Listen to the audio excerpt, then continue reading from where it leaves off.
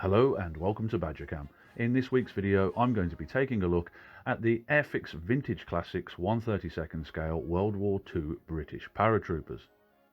Originally I wasn't going to make a video on these as I got them as something casual to paint on the side while other models were drying, but after finishing them decided I got a fair bit to say about these little figures, so I thought maybe they actually deserved a video after all.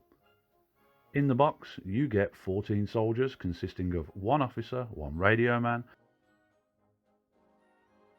2 marksmen, 2 Bren gunners, 2 Sten gunners, 3 aiming riflemen and 3 riflemen at ease.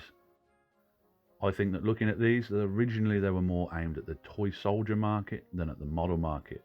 No glue is needed to build them in any way, shape or form. They all come as one piece on little surfboard stands. Out of the box, the models only have a little bit of flash and a few feed pegs that need cleaning up before you can get on with the painting, along with a few mould lines that will need to be addressed. On the subject of the mould lines, some of these are pretty nasty and some of them run straight up the middle of some of the models' faces and will require a lot of careful cleaning up, so you get a nice seamless look to your figures. As well as this, all of the models have a number on them somewhere. Not sure why Airfix have done this, but I missed a few of these during cleanup, and some of the troopers now have a number branded on their asses. Once you get over those bits and pieces though, the detail on these models is okay.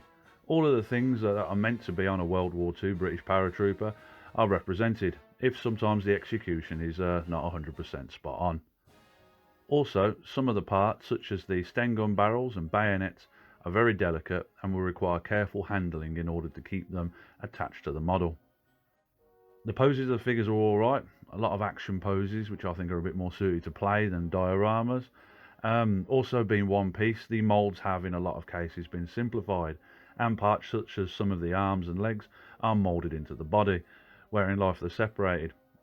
These bits make painting them a little tricky. I use black paints to represent shadows in these areas to try and hide the poorly moulded parts. Saying that though, I did however really enjoy painting these models and enjoyed the challenge of working around a very basic model. All in all, I don't think these models are suited really to serious modelling. I think they're more of a toy that's been rebranded. The lower grade of the models and the one-piece construction wouldn't sit well on a diorama next to models of a higher quality. They'd just stand out like a sore thumb. However, with the low price tag of £10 for a box and the high number of figures that you get in a box, these models would be great for a number of other things.